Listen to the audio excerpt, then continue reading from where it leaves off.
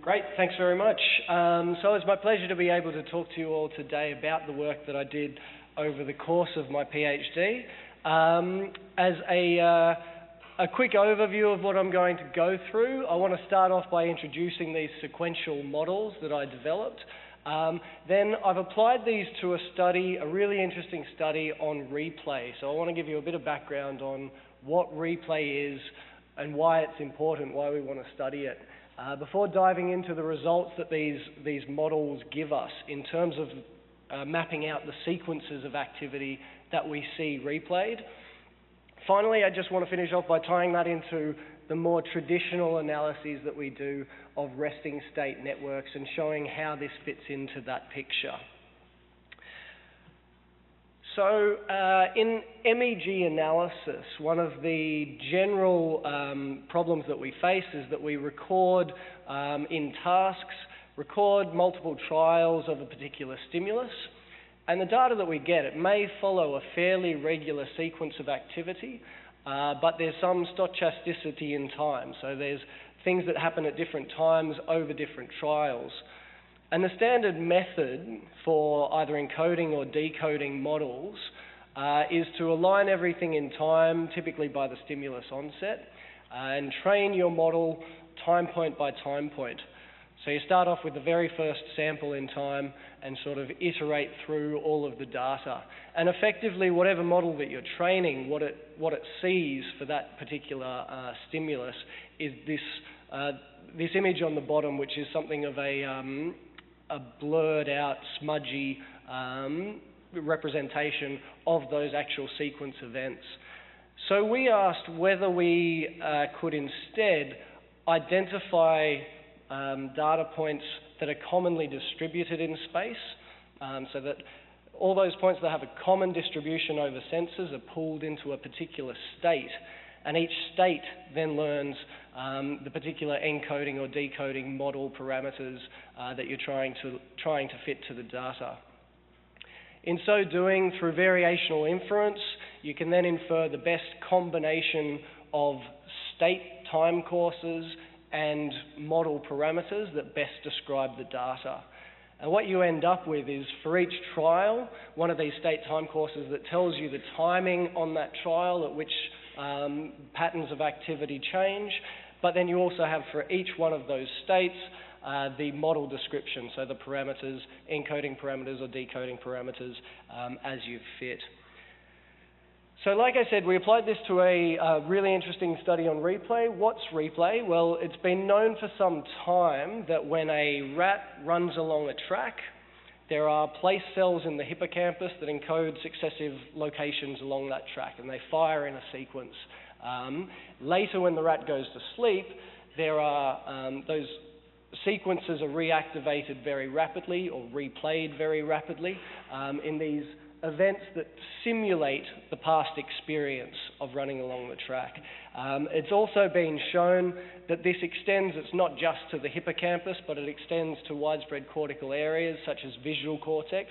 So the visual features of an environment are later replayed as well. And this prompted Zeb Kurth-Nelson at UCL to ask whether we might be able to decode a similar thing in human MEG studies.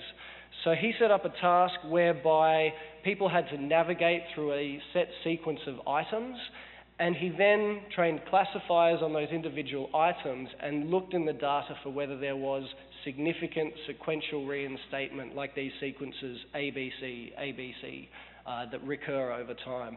And he did find that. That was his big finding, which has then been extended and built on by Yunze Liu. Now, this is a study that I've applied my model to, so I'm going to go into it in a bit more detail. Yunze basically asked participants to come in into the scanner, have a series of functional localizers, just passive viewing of stimuli. They were then shown those stimuli in a specific shuffled sequence, having previously learned a set of rules by which to unshuffle those images. And they knew that at the end they were going to be tested on whether they could correctly unshuffle that into a particular order. What Yunze then did was to train a set of classifiers on that functional localizer data and apply that to the resting state data to look for evidence of these sequential patterns. And he did find evidence of sequential patterns replicating Zeb's original finding. The reason why we got involved was because Yunze's work on the classifiers didn't generalize very well temporally, and we weren't sure whether that was due to the classifier accuracy or some other something else. So when we applied our model to that just the functional localizer data, what I'm showing here is these inferred state time courses. So the different colors correspond to those different states when they come on and off. And you can immediately see there's a regular pattern, but quite a bit of jitter from one trial to another in terms of when things happen.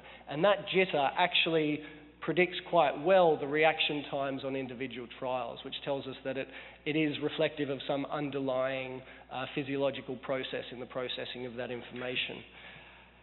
Furthermore, when we project those state time courses down into source space, we actually get really quite clear maps of where that information is represented. And what we see is that these maps follow what we understand of the visual hierarchy. So they start with information, early states have information concentrated in lower level visual areas like V1, and that then propagates through down to state 8, where it's right down in inferior temporal areas, and that reflects what we actually know about information processing or the visual stream processing. Finally, this gives us improvements in decoding accuracy that are quite significant compared to standard decoding, and that's just about having that sensitivity to when things are actually happening. So we could then ask, what we now have, having trained those, is a set of classifiers that correspond to the different stages of the visual stream activation.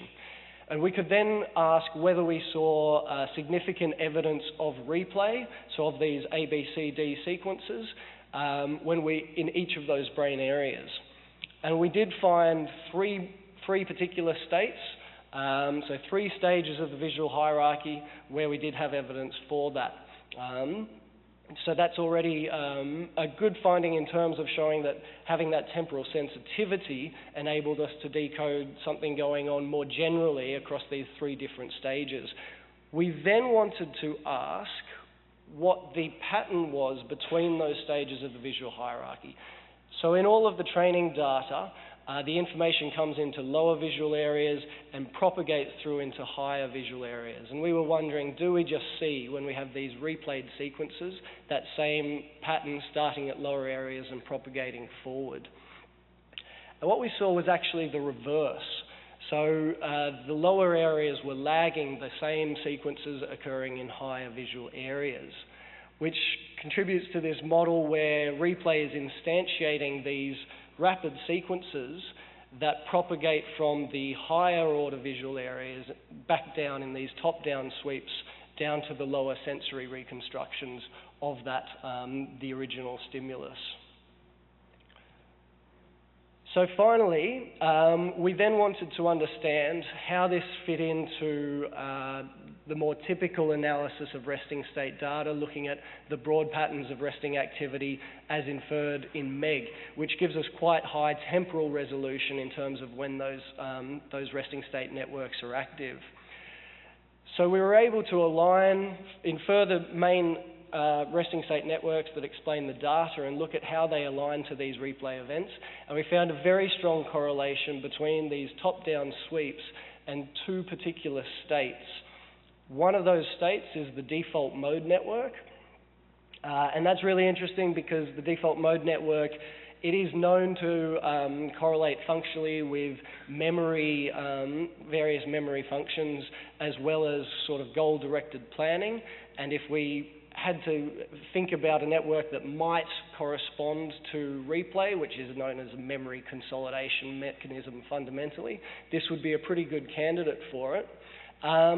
The other state is basically a state of high alpha activity across visual and parietal areas.